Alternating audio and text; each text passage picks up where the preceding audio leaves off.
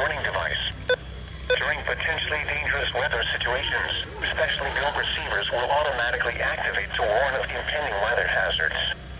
The weekly test of the NWS radio warning alarm will normally be conducted by the National Weather Service on every Wednesday between 11 a.m. and noon. If severe weather is occurring or possible, the test will be postponed to the next good weather day. The warning alarm is activated I didn't know you for can weather hear. warnings and selected watches, hazards, and special non-weather events that affect the following counties: San Luis Obispo, Santa Barbara, Ventura, and Los Angeles counties and adjacent coastal waters.